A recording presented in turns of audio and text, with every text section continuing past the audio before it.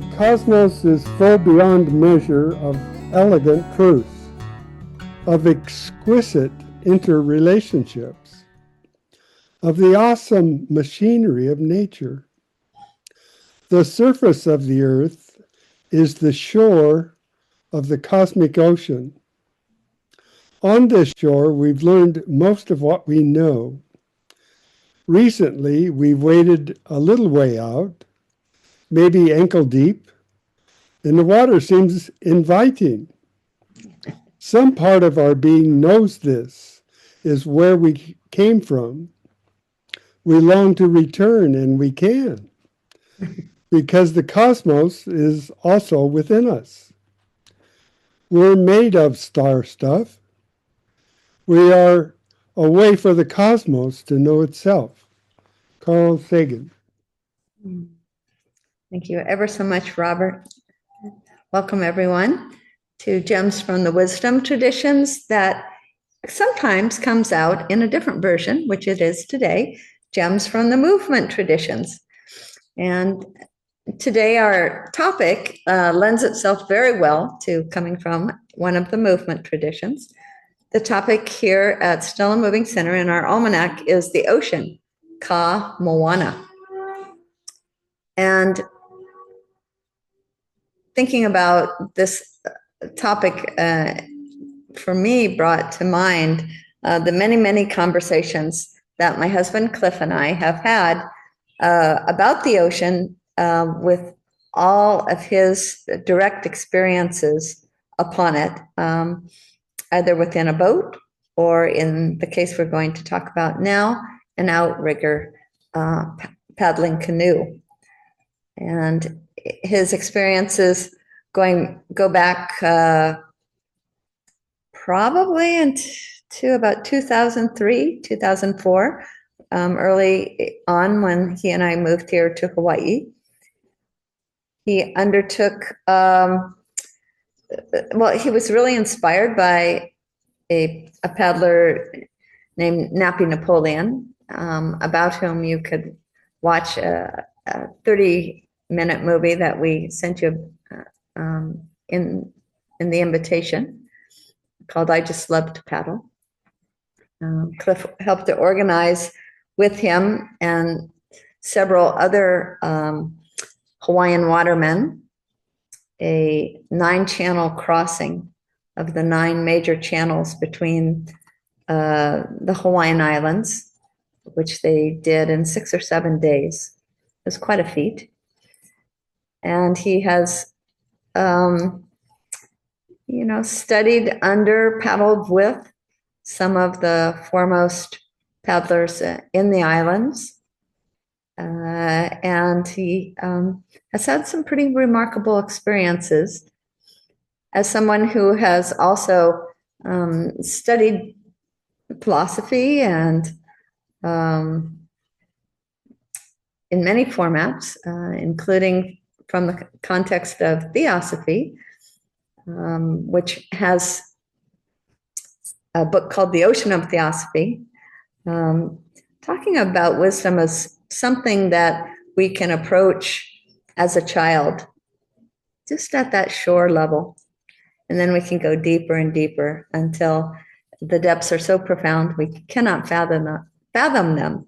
So he has an appreciation of the ocean philosophically that he has combined, I think, with his actual life experience that will, I think, give us a great starting point for our group conversation. So, Cliff, I hand it over to you now. Okay, well, thanks, Renee, for that intro.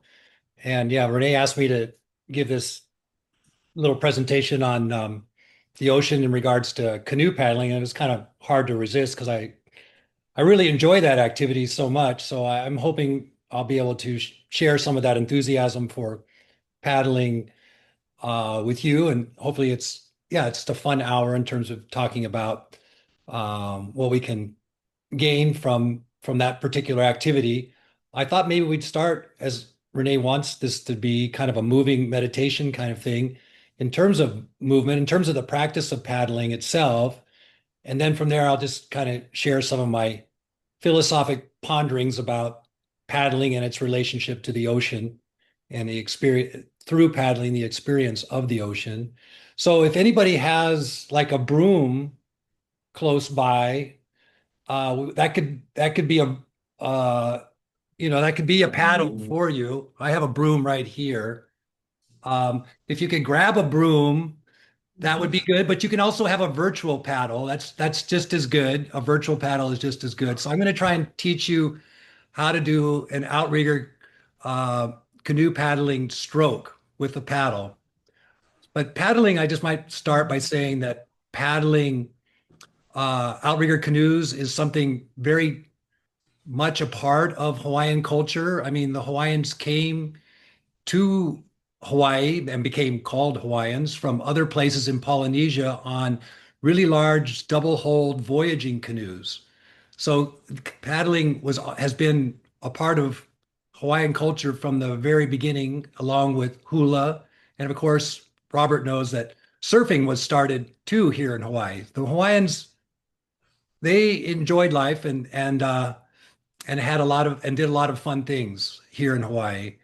I was going to point out that when they came to Hawaii, they saw there was two kinds of lava that they saw. There was more of a solid kind of lava, and then this other kind of lava that was more liquid. And they called that lava pohoihoi, which means paddle, paddle. And the reason they called it that is because that liquid lava has swirls in it. And you can see this especially on the Big Island. So when you do paddle a canoe, you create these little eddies in the water. And so from all that experience of paddling, they saw that same image in the lava, and so they named it after paddling. This actually kind of lava. So I see Jade has got her paddle. Anyone else? Renee's got one. So, oh, there you go, Deshane. That's perfect. That's perfect. So one of the things about paddling that's really cool is that, and the reason I like it so much better, I don't know, aesthetically than like kayak paddling is because you paddle on one side and then you paddle on the other side. And while you're paddling on the other side, the side that you just paddled on is kind of resting and it can recover a little bit. It's kind of like the whales and the birds that migrate all the way from up in toward Alaska to Hawaii every year, and they do it nonstop. And the big question was, how can they do that? How can they travel all those miles nonstop? And scientists figured out that both the whales and the birds would be able to only use half of their brain at a time while the other half of their brain is resting. So in outrigger canoe paddling, it's kind of like half your body, the left side is resting while the right side is paddling. So basically, this is my paddle, my broom here. So basically, let's say we're going to start paddling on the left side. So your left hand would be toward the bottom of the paddle, and your top hand would be at the top. Okay, I'm going to switch to a real paddle, but just because it's easier for me. But you guys just pretend if you don't have one, or use your broom. So this is a real paddle. It has a T top on it. So I'll back up a little bit. So what we do, you don't move your body forward. You rotate your body. You will rotate your body. So what you do to get the stroke in is you take the blade and you put it out as far as you can in front of you, and then you plant it in the water, and your top hand is over your bottom hand, which is called along the gunnel of the canoe. And then from your rotation, you use your big muscles in your back and your glutes and your lats to do the stroke along the paddle, along the canoe. You don't want to paddle with a paddle facing at an angle. You want to paddle straight along the edge of the canoe. Otherwise, you get a weak stroke and it cavitates and so forth. So the top hand, if you had a baseball hat on, your top hand would be touching the top of your baseball hat. And then you take your stroke, and it's called driving. As you bring it around the canoe, you drive through, and then you float the paddle back. So you turn your broom sideways and you feather it. You feather the paddle back, extend by rotating, not by bending, but rotating. You plant, drive, and then recover. Plant, drive, recover. And you do this about 10 or 15 times on one side. And then what you do is you switch to the other side. And the way you do this is you kind of turn the paddle, you put your top hand underneath your bottom hand, and then you slide your top hand over. So now we're going to paddle on the right side. So plant, drive, recover. Plant, drive, recover. Plant, drive, recover. Now, in canoeing, there's two kinds, really. There's a six-man canoe and the one-man canoe. And in the six-man canoe, in order for all six members to paddle in rhythm, in harmony, in perfect synchronicity with one another, you have to switch at the same time. So seat number 2 is the guy that keeps the rhythm of the paddling. Seat number 1 is the one that kind of keeps the tempo, but seat number 2 keeps the rhythm of, and what he does is he calls the huts. And by calling the huts, that means you take one more stroke and then you switch to the other side. Now, seat 3, 4, and 5, they're called the engine room of the six-man canoe. And seat number 6 is the steersman. He uses his blade primarily as a rudder to steer the canoe. So we're going to go ahead and we're going to paddle, say, about 8 strokes on the left, and then I'm going to call a hut. And that means you're going to take one more stroke, and then we're going to come over onto the other side, and we'll paddle 8 strokes. So get your canoe paddle in position, reaching by rotating. And here we go. 1, 2, 3, 4, 5, 6, hut. One more, 7, and over. And then we're going to go 1, 2, 3, 4, 5, 6, 7, hut. One more stroke, come over to the other side. There you go. That's the basics of paddling. That's the basics of it. And so it seems like a very repetitive activity, and it is. It is a very repetitive activity. So you might think, well, this is kind of boring to be doing this same thing over and over and over again. And I've done it, I don't know, thousands and thousands of times. But when you really think about it, there's a lot in life that is repetitive. Breathing is repetitive, and we don't find that boring. Our hearts beating regularly is extremely repetitive, but it's not boring either. And there's something about doing an activity like this over and over and over again that actually allows it to become kind of meditative, so that it kind of, especially when you're out on the water, it kind of stills the mind. Just like maybe running and breathing, just getting that wonderful rhythm going is a very, I think, a very therapeutic activity, because it has a way of stilling the mind. So there is a quote that came with the invitation to this thing from a guy named Gerard Tieva, and he was the coach for this really good team that came from Tahiti, and they've dominated the big canoe race that goes from Molokai to Oahu every year, called the Molokai Hoi. I think they've won it 14 times. They hold the record for it. And I got to watch these paddlers and actually escort them once.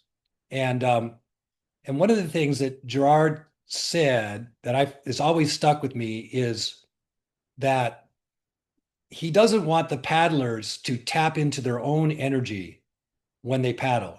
He wants them to tap into the energy of the ocean and let the energy of the ocean come through them, and let that energy be what is driving the paddle, not so much the individual paddlers.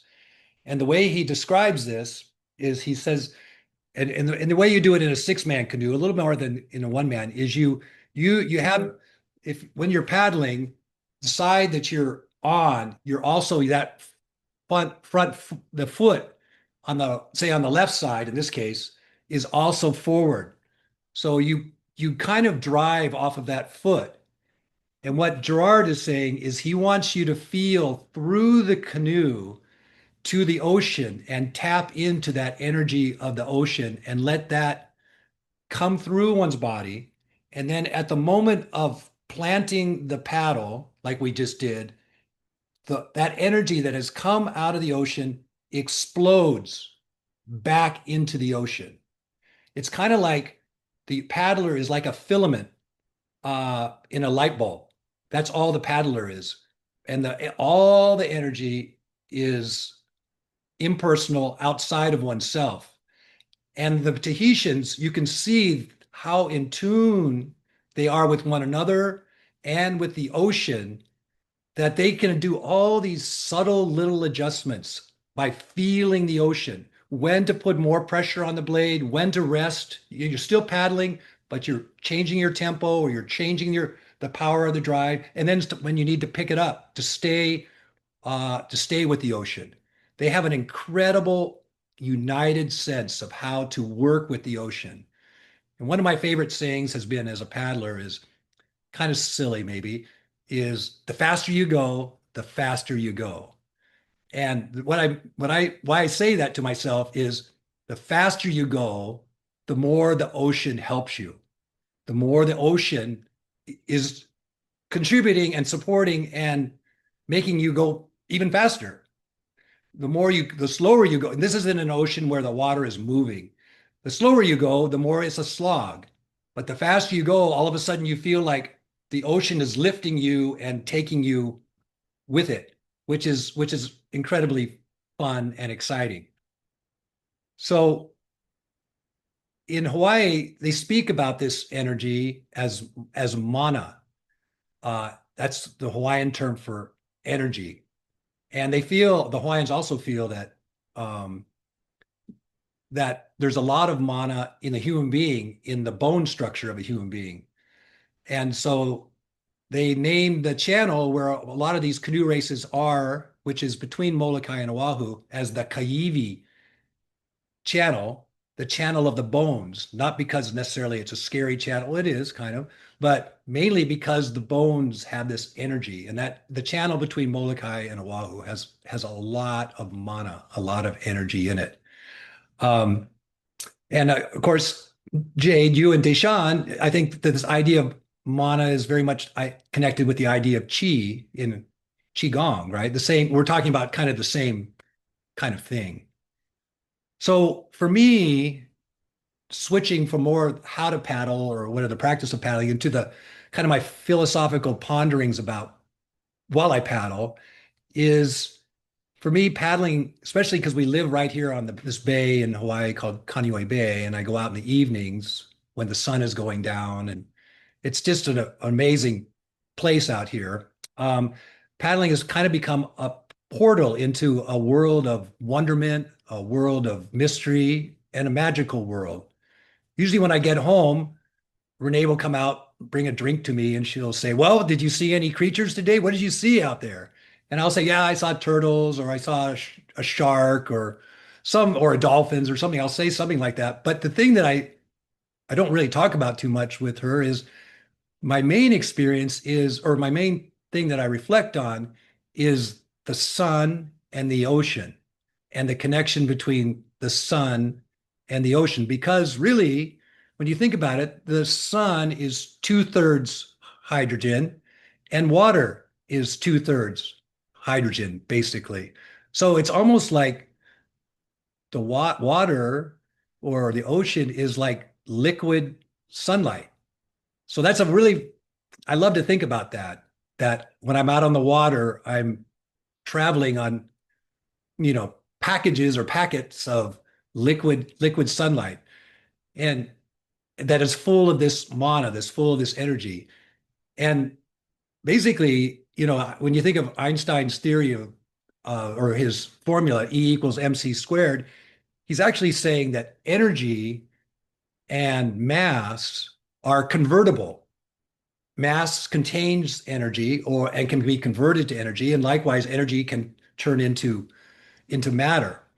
So it's really intriguing to me um, to really think about what is the nature of energy in our world, in ourselves, in the universe, and especially in this case, in the ocean. There's this one word in theosophy that's a very mysterious word. I think, Robert and Renee and I and Carolyn, who have been involved in theosophy, we've pondered on this word a lot. It's a very mysterious word from Tibet, ancient word. It's called Fohat. And this word Fohat means kind of like the energy in and behind the entire universe.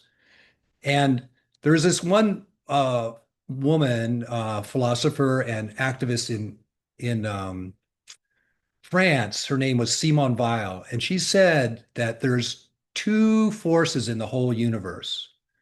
There is light and there is gravity. There's these two forces. In other words, they are two kinds of energy, and that's it. And somehow I think these two kinds of energy are connected to Fohat, because Fohat, it says, is that energy that connects spirit and matter, that connects consciousness and form.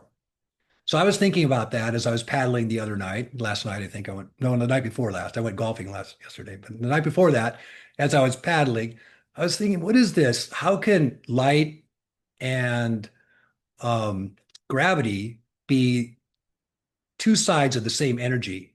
And I thought maybe light is the spiritual side of energy, and gravity is more like the material emphasis of energy, but it's still one energy. There's this energy throughout.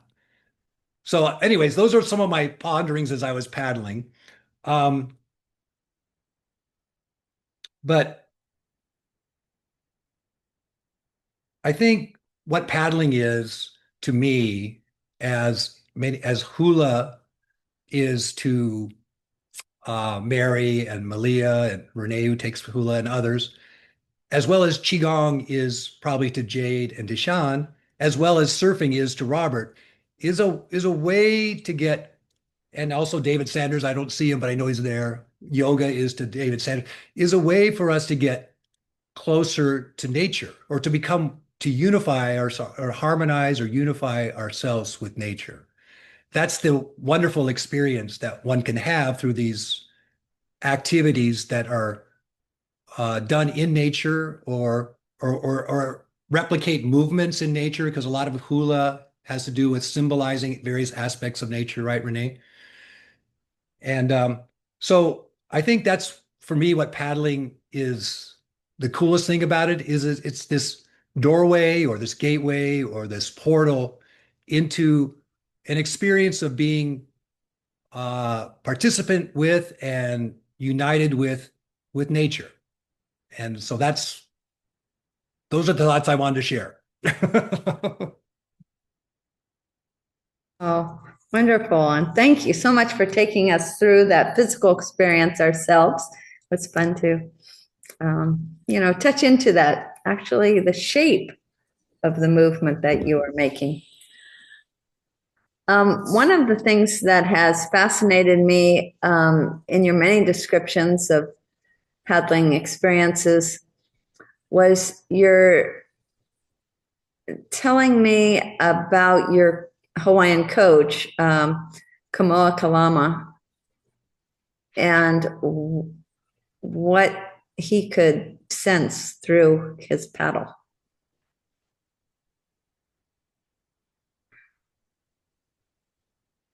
Well, one thing he could sense out there, which was remarkable to me, was when there's other creatures close by, whales or dolphins or sea turtles and stuff. He just knew they were there. Um, but yeah, I think the connection that he had with the ocean was just amazing, as well as napping Napoleon. Traveling all the channels with him, and I basically paddled right next to him. He'd already crossed the Molokai Hoi 50 times. It's a very strenuous race, and he had done it 50 times in a row. And I think now he's done it like well over 60, probably 60 times in a row as the steersman. At first, he was more like a stroker in seat number one, but now he's kind of graduated to the steersman seat, but he's still doing it. And he's what, late 80s? But steersman doesn't require as much power. It requires more finesse, more skill. So he can sit in seat six and steer that canoe really, really well. But his attunement to the ocean and all the things, those that navigated were able to read, their course through the stars, but also the feel of the ocean. And they can feel like the reflection of water coming off of a landmass way before you can see the landmass. And Nappy paddling next to him, it was really kind of experience and how he was able to just pick up all this nuance with the water, the feel of the water and so forth. And my coach too, Coach Kalama, uh, yeah, Kamoa, he was like that too.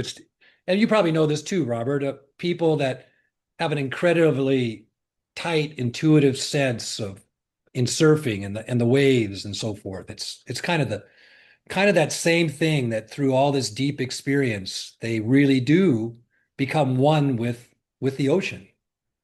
And Nappy is eternally youthful because of it, I think so. Um,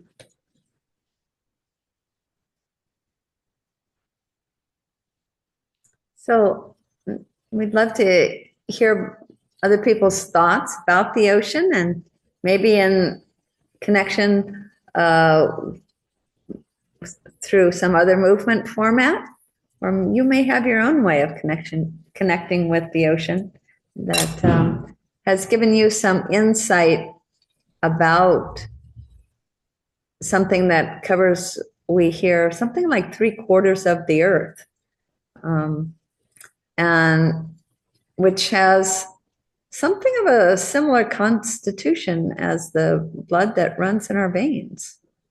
Carolyn has the ocean behind her and she's got her finger up. Let's go to Carolyn. Well, it's not the same, but it is the same. Listening to Cliff's experiences, mine were on the Atlantic Ocean, and with competitive racing and all. And some days we were taking On a sailing ship, right? Or a sailboat? Yeah, a small sailboat, I'd say 11, 12 feet long, and you're on your knees up near the bow, and the wind is blowing, and you're just kind of speeding through the water, the waves with the wind. And if you have to crawl up front to fix something that might have come a little bit loose, it's it's quite exciting. And and you really do feel that you're a little but conscious entity in this huge ocean. We're talking about being way out in the ocean by the lighthouse, and you're going very fast, but you feel the energy. You feel that you're just you are part of nature. There's no doubt about that. So I used to have those experiences, and as I say, it was quite exciting. And you're speeding along, and you're just this one person on a little boat, going very fast, in a very vast expanse of water. No doubt about that. And it's interesting what you're saying, Carolyn, that though you were tiny, you were conscious. Yes. So there was part of that kind of observer viewpoint, Yeah. witness viewpoint that you had of the whole thing. And there were other boats out there somewhere, and there was a motorboat with the guy that was kind of responsible for making sure we didn't disappear. But it was very exciting when you were only 10 years old, 11 years old. And you really do, just you're one with the ocean, but yet you're not. You have to keep a kind of momentum going. And so I'm glad I had those experiences. It certainly helps break attachments to anything singular or anything definite, or to assume that you must keep control, but you don't, that's not what you focus on, but you must keep control, even though it's almost ludicrous to think you can keep control in this vast expanse of um, an ocean. You keep with all its potency. And there are a lot of other experiences like being hit and your boat starts to sink, and all of that. And you have to figure out how to not sink until somebody, and actually kind of interesting in that, just historically, um, the service boat came over and flipped us around, so we were hauled into harbor with the hole in the back, so we didn't just sink into the ocean. And when we were hit actually by a young man who had his father crewing from the Adams family. They had a summer as we went in. And when we got to the harbor, and then we had this was a bigger boat, and when it began to sink, and nothing could be done at that point. But within, I'd say, 15 minutes, got a phone call from Mr. Adams of the famous Adams family, calling up and apologizing. I mean, it was his son's era of not tacking when he should, and saying, okay, take it over to the boatyard, get it fixed. It's all our responsibility. And I just remember that because there's a member of the aristocracy taking complete responsibility for what happened. So, and it was a good lesson to see that's what one must do in certain situations, is to take responsibility. Yeah. So, Oh, beautiful. How exhilarating. so And Carol- the boat got repaired and it went back to its racing. Glory. Well, I do want to clarify that you are talking about not the creepy Adams family, but the John Adams family, John Quincy Adams family of the line of presidents. Yeah. Deshane or Jade, whichever of you has got their hand up. Yes, mahalo Cliff for sharing wonderful love with the ocean and your experiences. And I think one thing that I want to share is our ever gratitude for the ocean.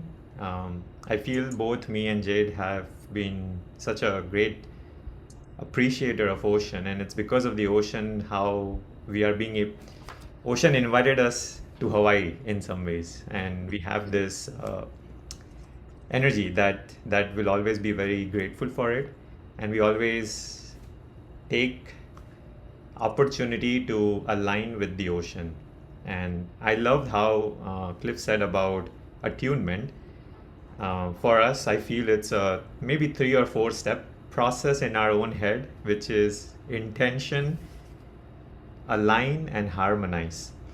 And what it means is every time we go out in the ocean, we may have an intention, and then we step into the ocean, we first align with the ocean's breath. Before we align with our own breath, we align to the rhythm of the ocean, just to kind of get the sense. And naturally, once you get that attunement, or you align with the breath of the ocean, your energy and your breath will also automatically synchronize.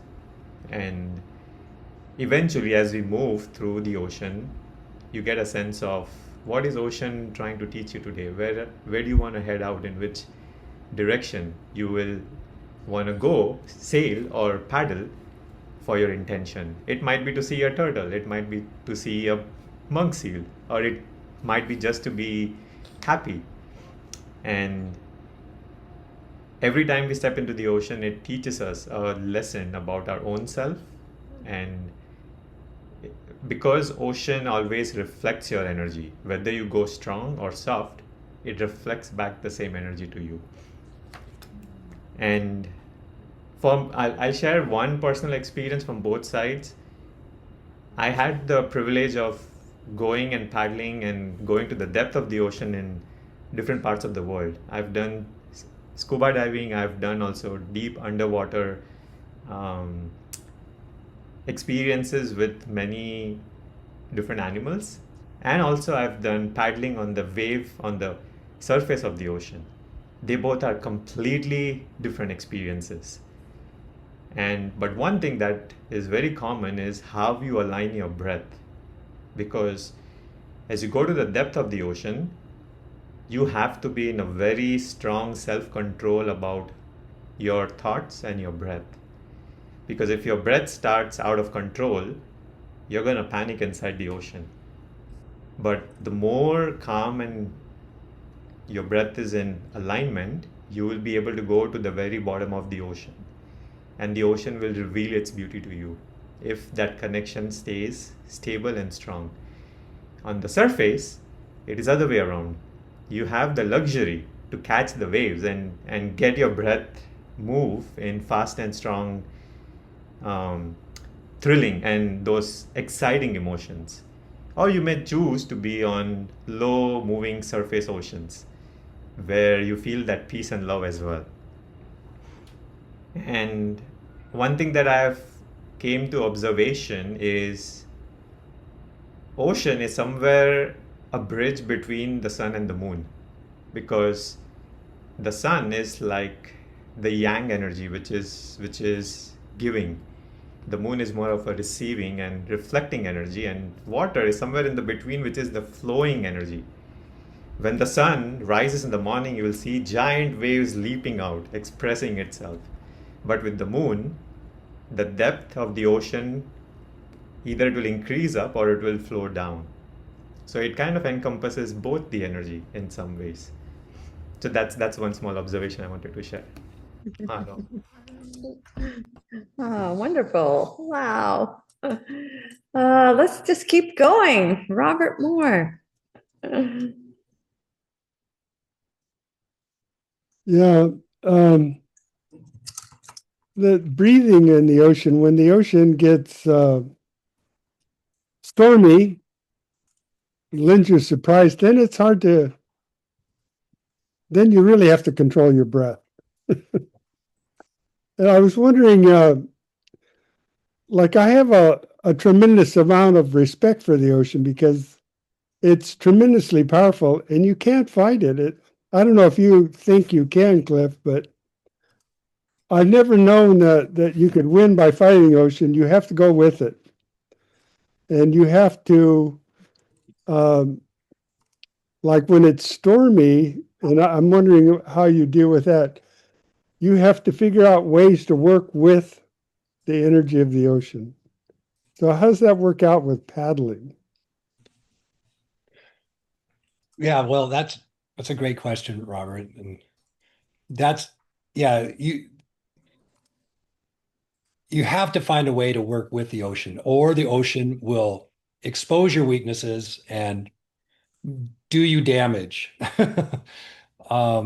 And there's a lot of stories about that. And I thought of it when Deshaun was speaking, I was thinking of this thing called that I read in a book about being a mariner. It was called the black box. And he was using the black box as an analogy of when you go out on the ocean, if something like there's a problem with your boat, when you come back to land, you need to fix it. And that's kind of like putting money in a savings account, putting money in the black box. And it's also what Deshane is saying is every time you go out in the ocean, you want it to be a learning experience. You want it when you come back, it's kind of like self-study. After you go out, you go, what did I learn from the ocean this time? It's the same way of putting things in the black box, because he says that those that get into these stormy conditions, these really bad conditions, and other mariners go, oh, that guy, that sailor, he's so lucky. The guy in this book was saying, no, he's not lucky. He just invested a lot in the black box, whereas the other guy didn't. And so things go awry, things go really bad, and they can go really, really bad, really, really fast in the ocean. But one thing I wanted to share, I mean, on a different note, just really quickly, is something that you reminded me of, Robert, that, all these things everything's so mysterious about the world we live in and in ourselves. And Robert told me this story once that he was out surfing at El Capitan Beach and he was just a little bit outside and a whale came up right next to him and stared eye to eye with him. Just one giant eye staring at Robert, full on eye contact. It was just this crazy, wild nature experience he had. And I just read this quote by Charles Darwin in a letter that he sent to a friend of his. And he says, whenever I think of the eye, I shudder. I just love that statement, that perception, seeing, is so mysterious. And something about paddling in big oceans that is, I find to be the case, is how you read the water. And this one book I read, they would not let when a person at the helm on these old sailing boats would go around the horn, around Terra del Fuego, they wouldn't want that person at the helm to look back because the waves were so huge. So they would literally build a physical wall so that that guy at the helm could not see the giant ocean behind him. They only wanted him to focus forward. And that's true when you're paddling in big seas. And sometimes, I've done it. I've crossed the channel in a one-man canoe when some of the waves are three-story waves. And sometimes you drop in on some of these waves, and I called them you would lean back to keep the rudder in the water, because if the rudder comes out of the water, you'll spin out. So I would lean back and lay flat on my canoe, and I called it a coffin drop. You're lying like in a coffin, trying to steer your canoe as you're screaming down this wave, and your rudder is making this vibrating singing sound. But that's the same thing when you're paddling a canoe, is everything behind you is kind of irrelevant. You're living in the present, but you're living in a future forward present. You're living in a present that is future forward. So you're reading the water, you're reading how it's developing, you see it coming out of your peripheral vision, and you're making these instantaneous decisions as to go left, go right, whatever. But everything really back there that can, if you turn around and look, it can be really, really scary, but it's not relevant. It's better to stay in the moment, but moment with the future, focused on the future a little bit with your eyes. Anyways, Elaine, I got going there. Your turn. Yeah, well, thanks. It sounds like you're a pretty brave man. I don't know what you're doing out there in those conditions. Yeah, me either at the time.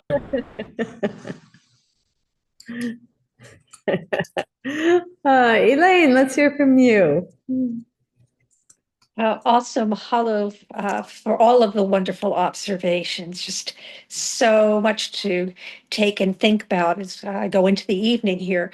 I had two thoughts come to me. One is how evocative on some level, some Jungian level, for all of us humans, the ocean is, because now I live in a desert, and even in places where there is no large expanse of water, the language we use, I think it was Willa Cather and many people described the American prairies as an ocean of grasses. And I know people have I have a friend who's Australian and who's talked about the description of the Australian outback as an ocean of sand. And to me, it's interesting that the word itself becomes evocative of what you were talking about, Cliff, at the beginning of that connection we have with that which is greater than ourselves, because the ocean is so emblematic of that, as well as probably on some level that we can never understand, truly connected with that. So that was the first thing that's been resonating for me through our conversations. And the second thing struck me is when I was in college, went to school in Boston, and my roommate rowed women's 8 crew.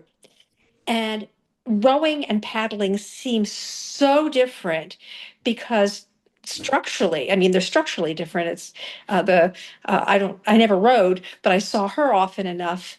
The oar goes through an oar lock. And so every stroke is also mitigated by the shell itself because the oar is attached to the shell. And of course, the motions are very different. And so it just struck me how two things that on the um, at first glance would seem to be so similar can be so very different. And I'm thinking that quite possibly the experience of the water then is very different in those two ways of interacting with it. So just two things that struck me. In addition to the fact that rowing, you go backwards, paddling, you go forward. I had a skull over here, a one-man skull, and got to do that motion too, which I really enjoyed it a lot. With the one man, the seat moves back and forth as well. And when you're in a canoe, you're taking headings as to where to go. But when you're paddling backwards, like Renee is saying, you're following, you're doing a bearing reading. You're bearing off of some point behind you to go forward. There's a lot of difference, but there's also a lot of similarity too in terms of rhythm. I thought I'd just do a plug in terms of for a book that my daughter just turned me on to in regards to the Outback.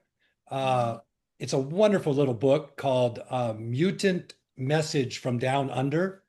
And it's about this woman who ends up doing a walkabout with the Aborigines. And it's just amazing. One of the things that she noticed while she was doing this walkabout is they weren't talking very much. But then she realized they were. They just weren't speaking. That they were just, it was all telepathic. And their connection with nature was so tight. They sensed everything.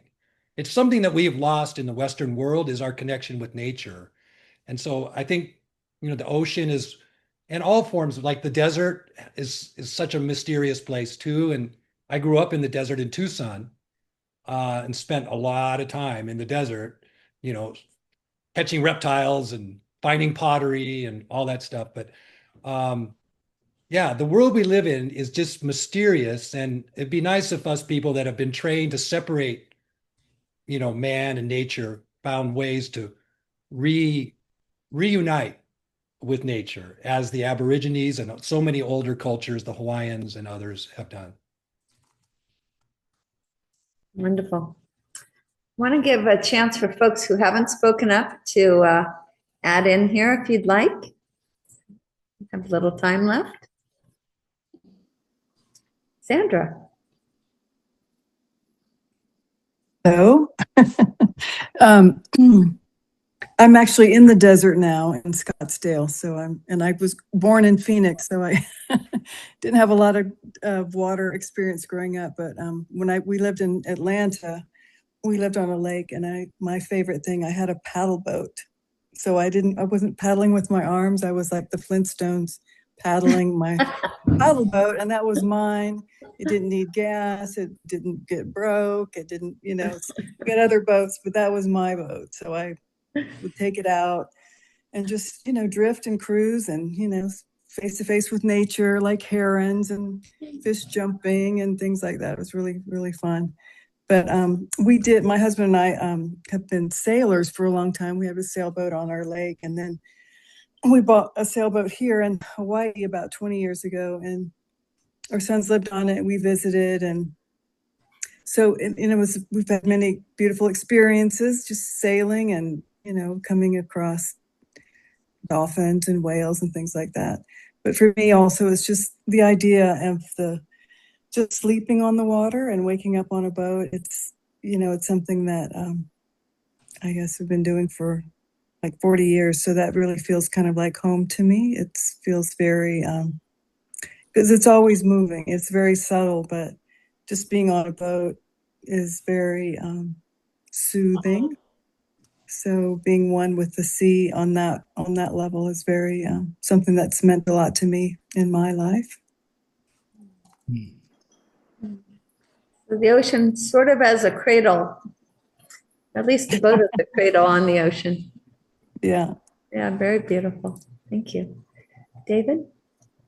Yeah, I grew up sailing mostly, and had the good fortune to sail from the Societies to Tuamotus, Marquesas, and then to Hawaii. Basically, the route that the Hawaiians traveled to get here. When I was 17, actually turned 18, just off the coast here, and yeah, that was 2 months of amazing experiences with 5 adults and myself. And recently got to go on the 4-man out of Kaimana Beach with Keikoa, paddling on the waves, catching waves in the 4-man. And what an exhilarating experience that is. And to be in tune with that massive wave, I mean, the amount of energy that's traveling across the ocean at quite a rate is really amazing. But I think my favorite experience in the water has always, and maybe always will, be body surfing. Grew up in Southern California, Huntington Beach. At maybe 12 years old, I got held underwater, thought I was going to die, somehow survived. And have been addicted ever since.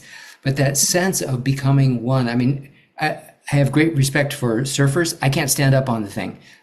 Just doesn't make any kind of sense. But being in the wave and becoming a part of it, it's transformational. To me, there's nothing quite like, and I love to just play in it. So as the wave is breaking and you're in the tube, you can kind of feel yourself spin inside the wave. It's there are no words.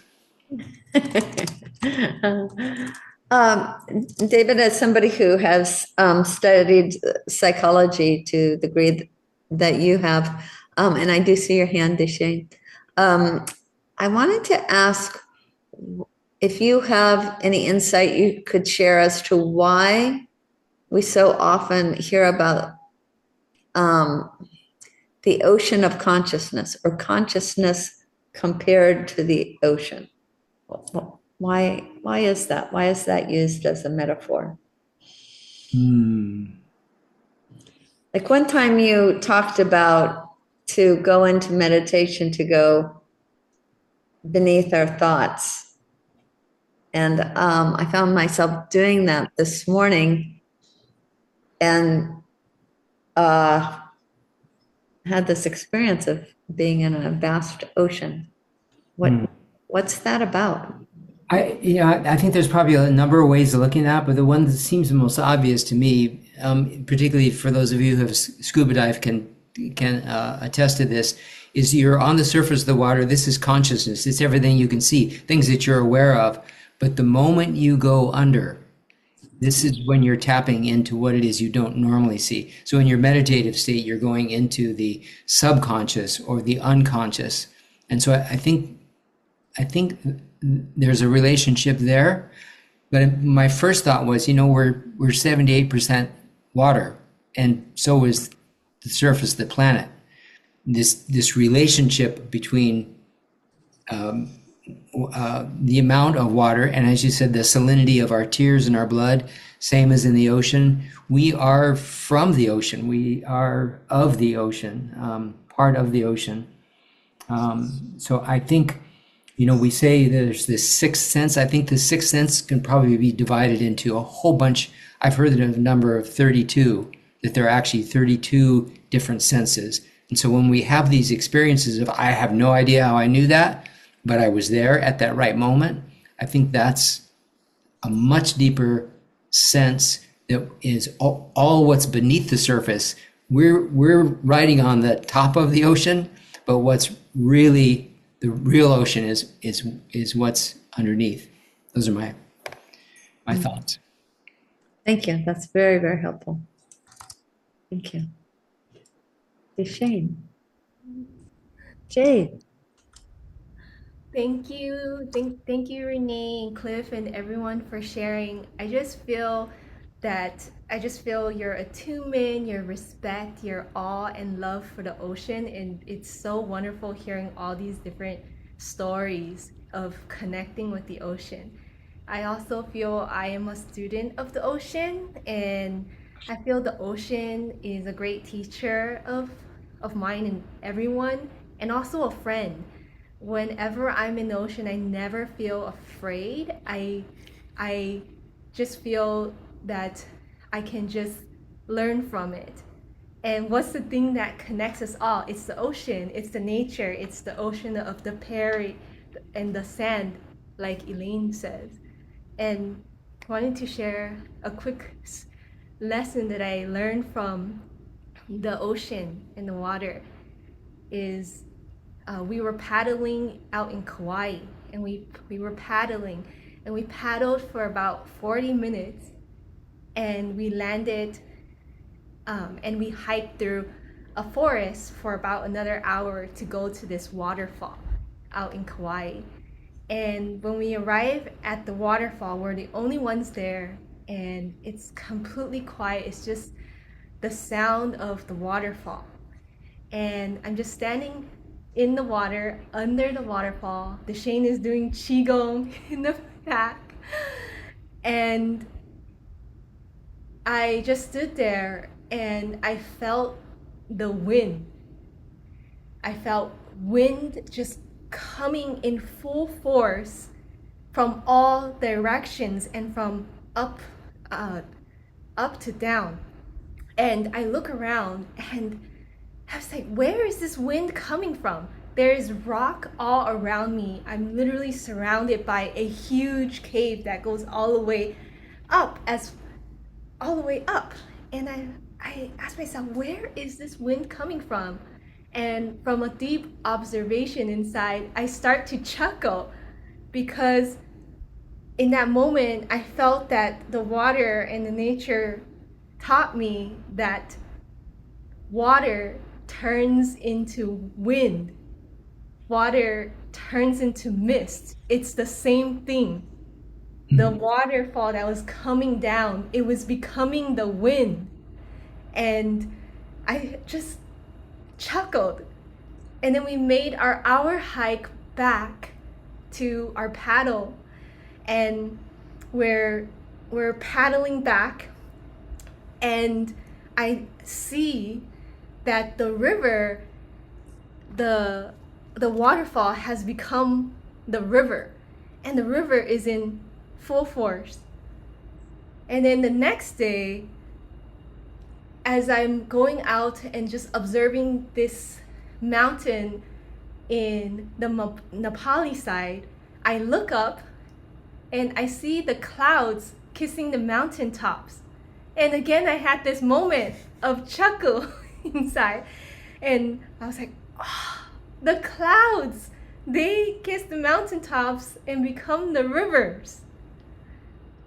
And then as we continued on, we went to the Haena Nepali coast side, and we walk along the beach, and there's no one there. And then we spot a monk seal. And then we keep walking, and a gentle stream comes quietly, just flowing down out into the sand and back into the ocean. And I was just in awe, and then it's a whole cycle. It just, water flows back into the ocean, becomes the cloud, becomes the river, becomes the waterfall, then back. And it's just such a beautiful lesson. Cliff, yeah, I see we're at 4:03. I know you know that. I just wanted to respond to Jade real quick. Yeah. I mean, that was beautiful, Jade. You have a wonderful way of helping us enter your experience, which it's just so beautiful. Yeah. And regarding the wind, when I go out paddling, I have my canoe on my wall here, and I'll go out in Kaneohe Bay and I'll paddle downwind, usually with the trades, and around an island called Coconut Island, and then back home into the wind. So I get to experience the wind a lot, and I've noticed that the wind is not the wind. The wind changes. It's strong and soft, strong and soft. And the more I've observed the wind, the more I really feel that it's a kind of breathing. It's nature breathing. It's not just this steady force. It really goes up and down. And I don't know that maybe we as human beings have somehow replicated wind through breathing, but I've always felt that there's nature. This is nature's way of breathing, is the wind. And I love that way that you described that the water itself was creating the wind in that waterfall. Is beautiful. Oh, it's quite beautiful. Well, next week we get to continue. Oh, and I'm going to tell you about next week, and then I'll ask somebody to get a vote of thanks to Cliff. So next week we're continuing our ideation upon nature with the topic of rain, translated into Hawaiian as ka'ua. And we'll have presenting for us our kumuhula, Malea Helela. So she will be presenting something to us on the rain, as she did earlier this year on the moon, Kamahina, from the tradition of hula. So that will be another Gems from the Movement Traditions session. This has been so wonderful. Is there somebody who would like to offer a vote of thanks to Cliff for heading us off into the winds of our conversation today? Beautiful presentation, Cliff. Thank you so much. Thank you for your inspiration and your kindness and your generosity. Love that you're a part of this circle. Yeah. And also for setting the example of really taking us through that movement form before we really dove into talking about it. Thanks. Shane inspired me about that last week, I think. I was going to say that you also help others find their purpose through your journey. People who have this strong determination, you are also helping them find their purpose. So mahalo for sharing that as well. Yeah.